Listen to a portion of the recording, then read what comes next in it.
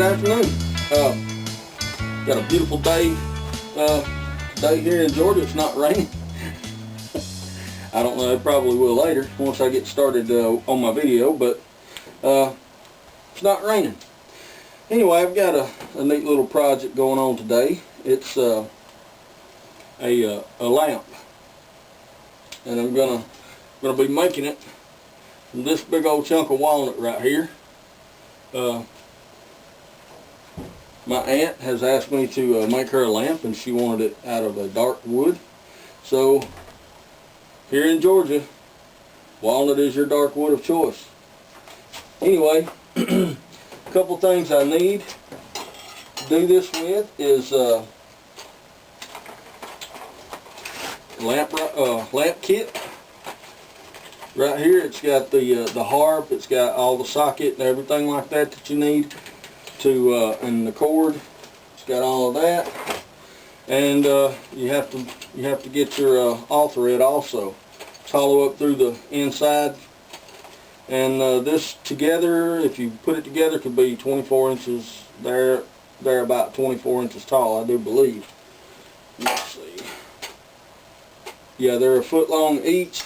And it's got a coupling in there. You can couple them together if you need to. But my blank here is 14 inches tall, and it's about 7.5 inch diameter. But once I get it trued up, we'll see what it ends up as. What I'm going to try to do first is I'm going to get it on the lathe.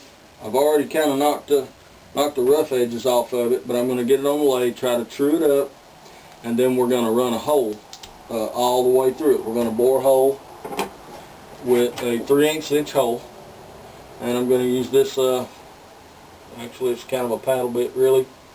I don't really like using those things, but it's the only 3/8 bit I have deep enough for that, and I bought that just for doing lamps. But it'll reach the entire length. It's about 16 inches long, so we should be in good shape there. And well, let's get this thing started. I need to mark the centers, and then we'll get her going.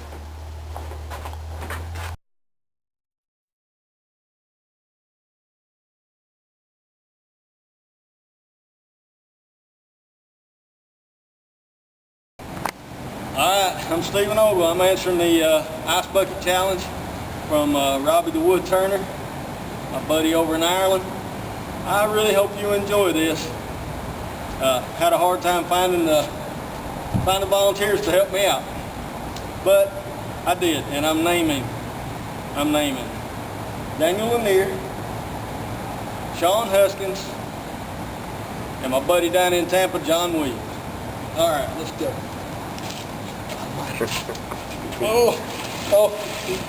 Ready to go.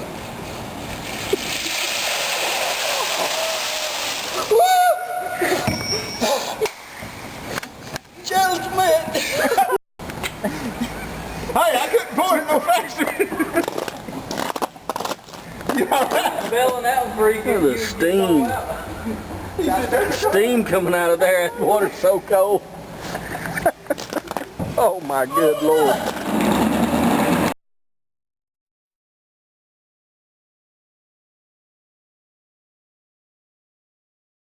Well, what I got so far is I went ahead and marked the centers, and I drilled a 1/4 inch hole, maybe a 1/4, 3/8 inch deep.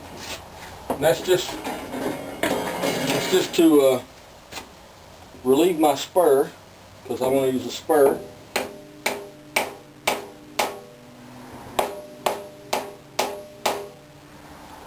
And I am using a wooden mallet for that. Alright, let's get this thing on the lathe. There we go.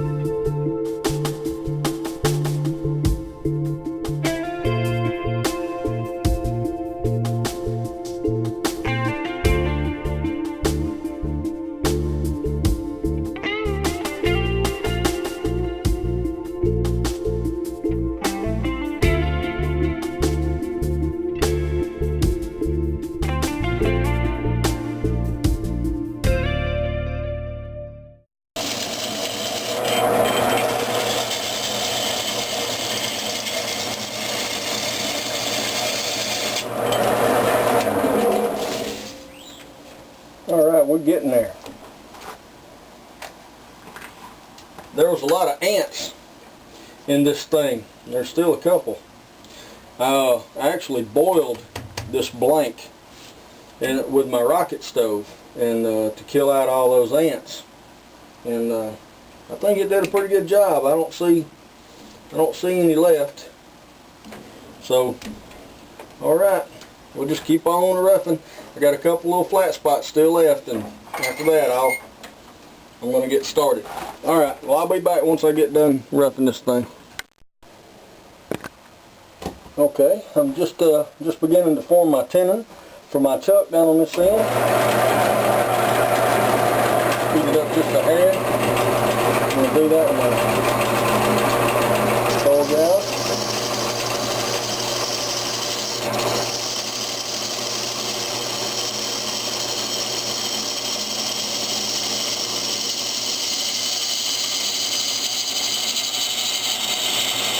Right about there, I do believe. Let me check. Vernier calipers. That's about,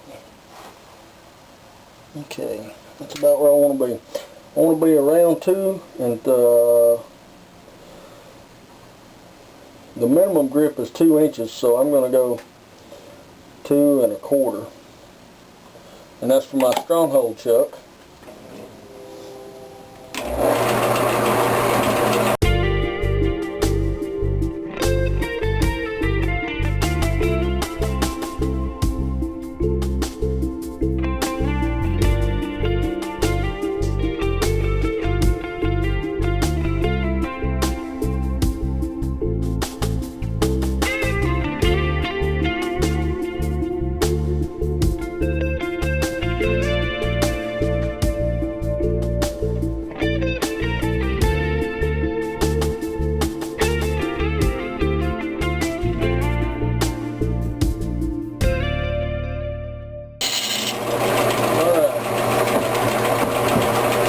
Shape up my tenon with a skew.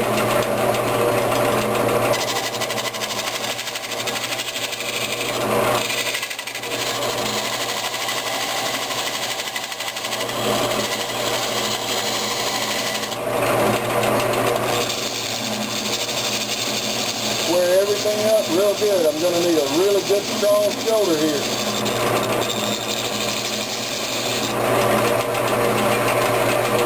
Good strong shoulder on this tenon.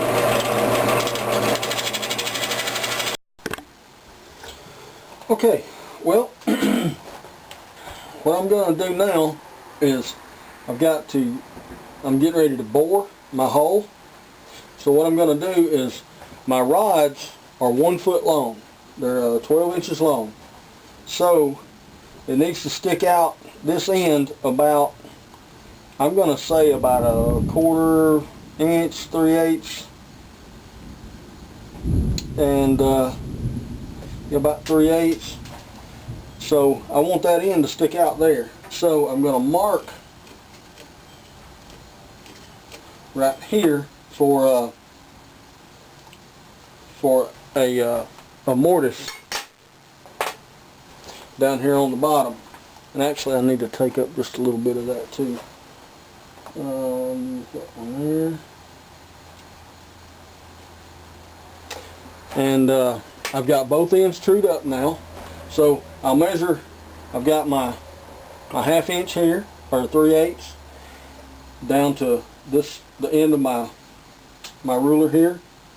And now I'm just going to measure the end, which is, well, it's 1.5 inches. So I'll measure that off my Forstner bit. 1.5 inches. So we're right about here. Now, so when I put my rod in, I should have about 1/4 to 3/8 up here on this end, and down on this end maybe about 1/8 sticking out the bottom to accept the nut down there. So I started out, I've got a 1-inch Forstner bit down here, and I'm going to use it to create a mortise. I'm going to use it to create a mortise to this mark. which will be 1.5 inches deep. And then I'm going to use my 3/8 to bore all the way on through. But I'll probably take it off the lathe to do that. I don't know, we'll just have to see how it goes. Alright, well, let's get this thing going. Get my safety glasses on. I finally I got it trued up, got me a tenon on it, and it's mounted in my stronghold chuck now. So we'll see how it goes.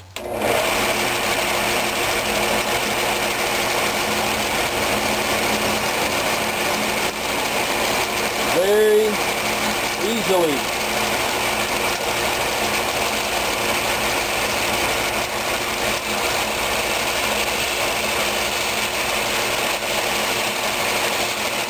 And what's happening, the reason it looks off balance is because it is.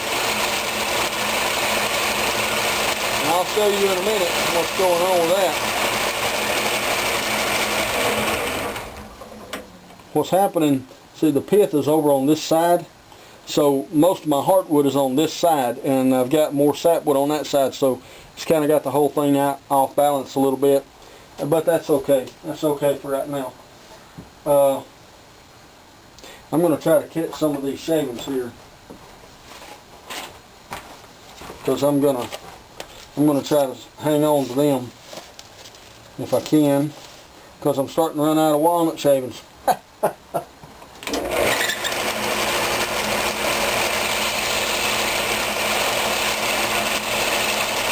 Keep your Forstner bit sharp too.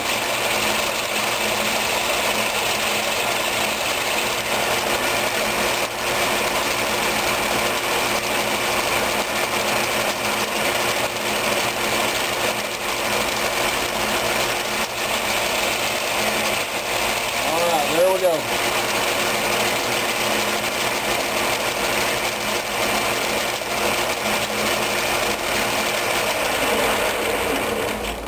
Alright, now I'll just save these shavings. I'll be using a lot of those shavings on this project, so I'm not even going to put them in the jar yet.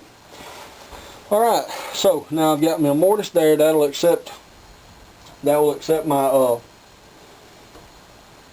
the nut on the end of the all thread bar, and I'll get a 3/8 Forstner, and I'll get me a pilot started here before I put the long one in, because that'll help make sure it goes straight, because those long ones, they'll tend to wander if you don't have them straight to begin with. So I'll make a Forstner bit hole so the sides have something to guide on, and normally that'll run straight up the middle.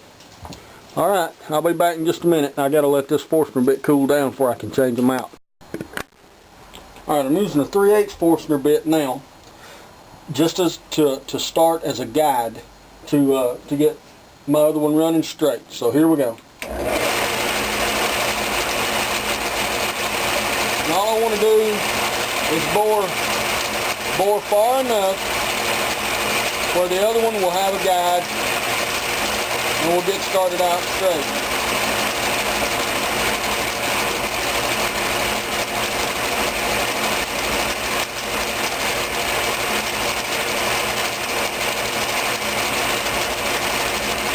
That ought to be plenty.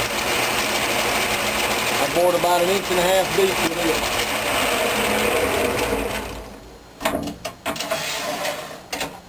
Alright. So now I believe what I'm going to do is I'm going to take it off the lathe and bore this in, because when I come through the back, I don't want to end up coming out into my chuck or something like that. So I'm going to take this off the lathe and I'm going to bore it with a drill. Okay, about ready to get started boring. I've got my drill bit mounted in a 110 drill, and I'm just going to get it started in the hole that I just made. There it is. That should help keep me straight up and down. So here we go.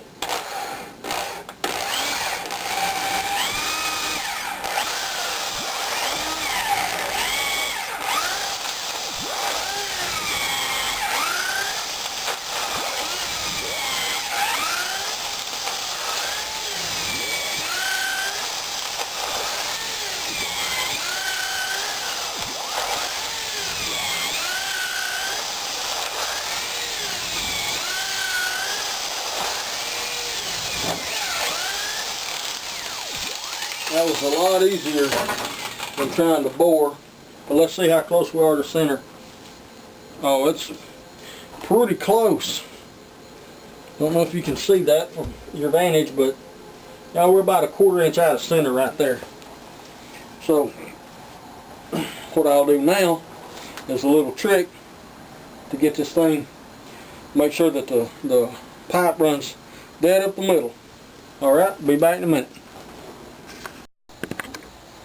Alright, well, when I bored my hole, it was a little bit off center here.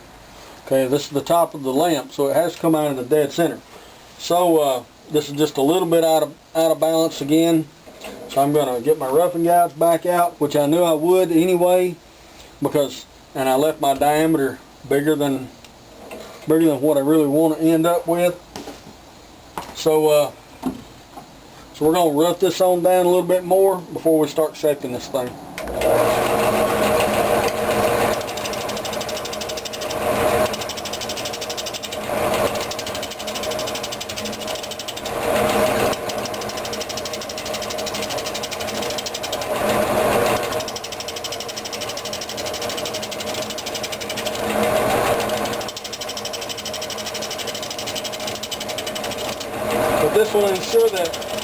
This will ensure that the awl thread goes straight through the middle of the lamp.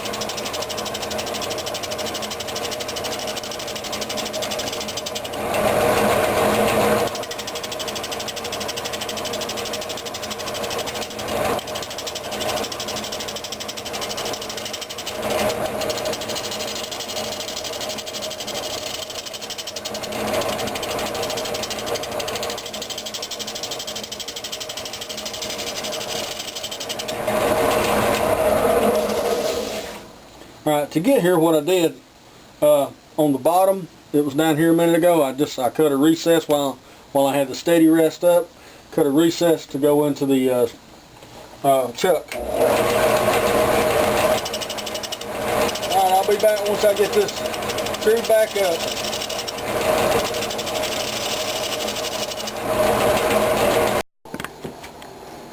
Alright, well, this thing's a little over a foot long. It's about 13 inches. It's about 13 inches long. So what I'm going to do is I'm going to come in about a 1/4 of the way. I'm going to go maybe 3 1/4 inches here, and 3 1/4 from this end.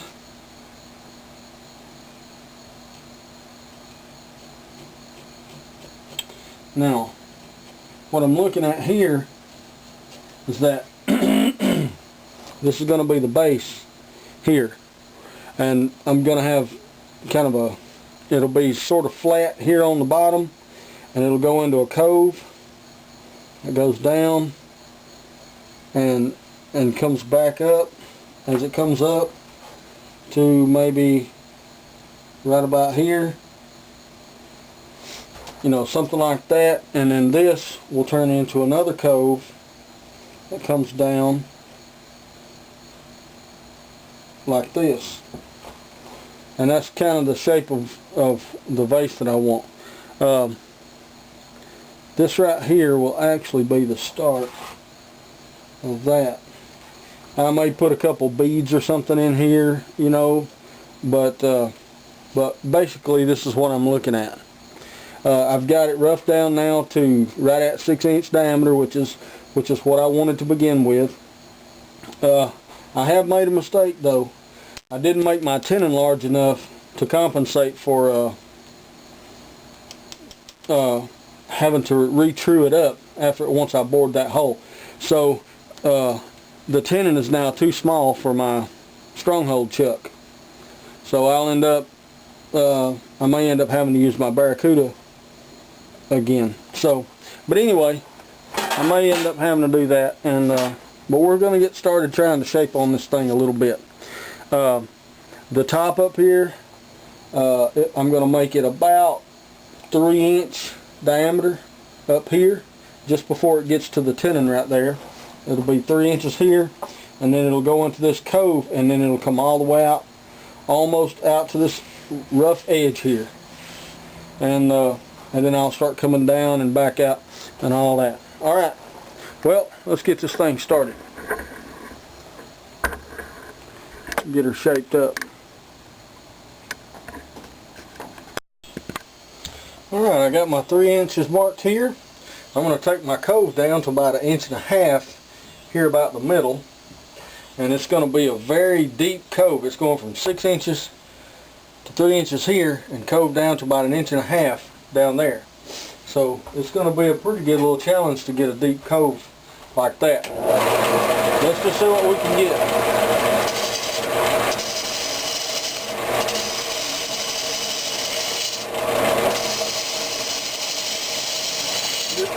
I'm just using 5/8 bowl gouge.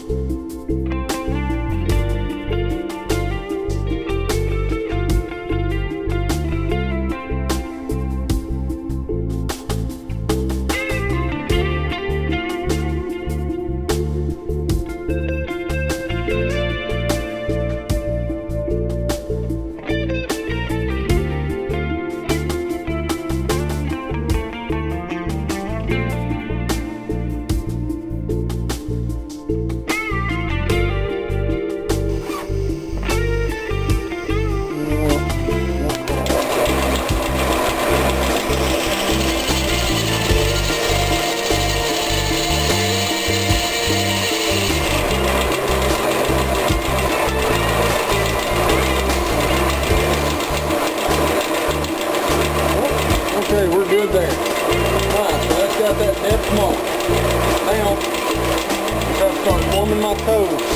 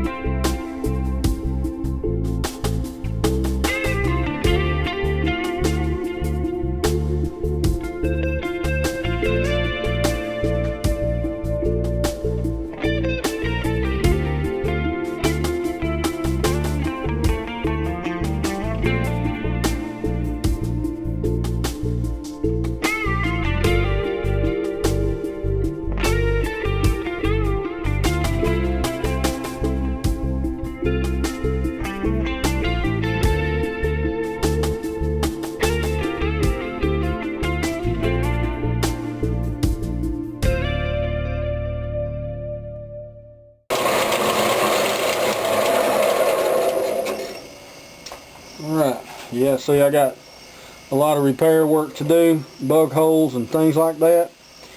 But once I got out of the sapwood, it's not too bad. It's just like these little holes.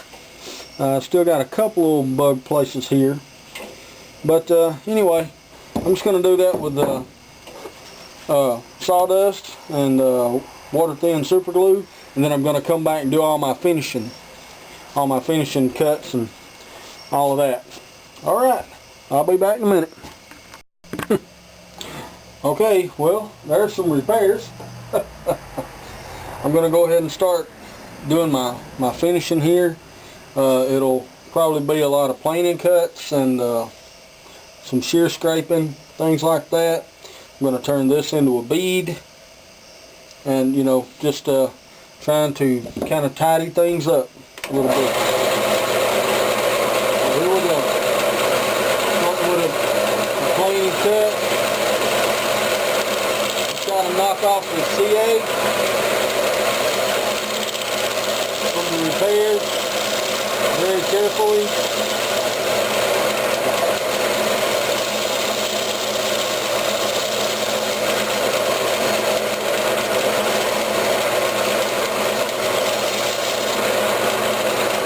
Just while this was drying, I went ahead and sharpened everything really good. All right. Come on in just a little bit deeper.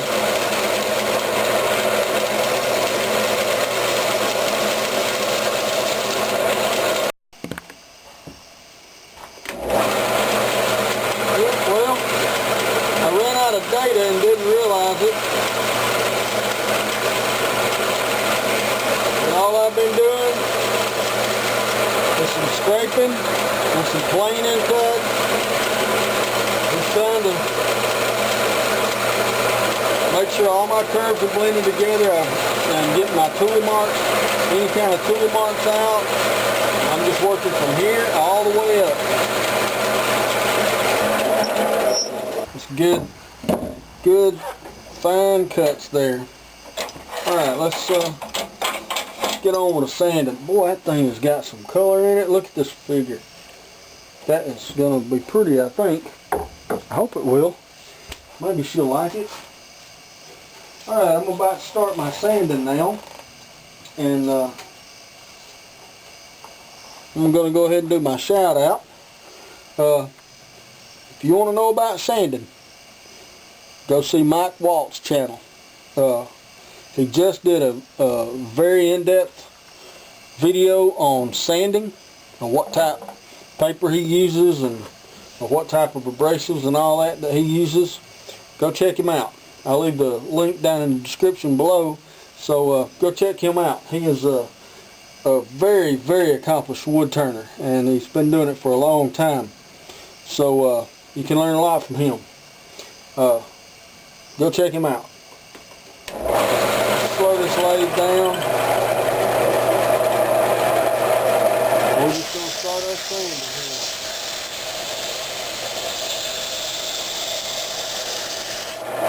And I'm just starting. This is 80. Actually, it's a little bit coarse,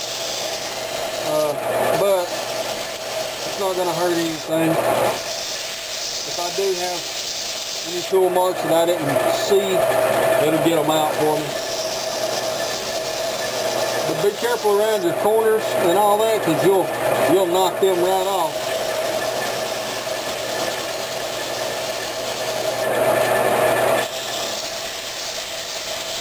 I'm just going to sand this whole thing.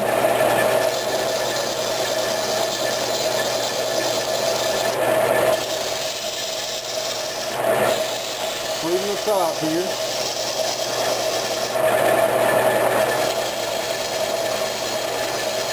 That is going to be the top.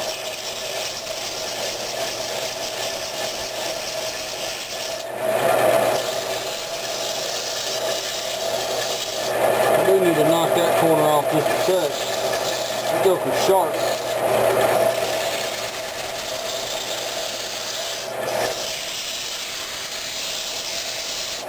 Turn on my air cleaner.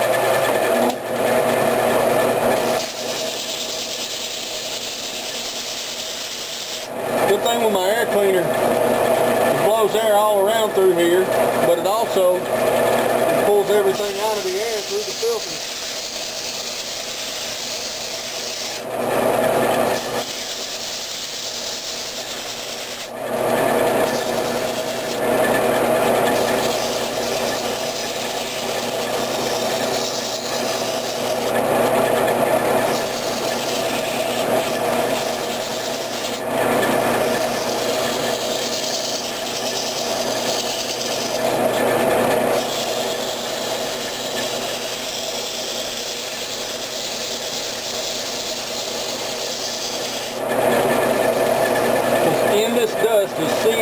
and everything else. So you don't want to breathe in the stuff that you don't have to.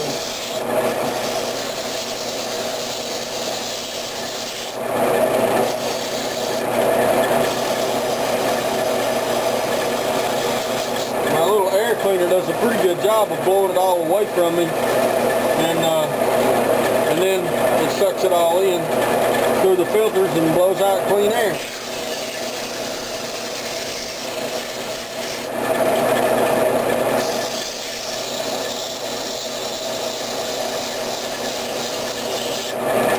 Alright, let's see what we got.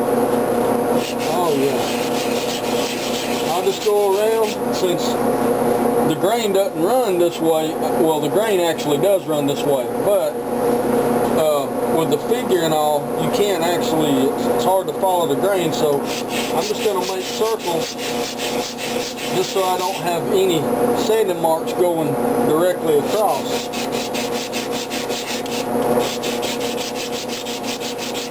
We're going to go ahead and get this done, but I'm going to do this all the way up to 600 grit, and I'll be back when I get ready to put the finish on. I'll see you in a few.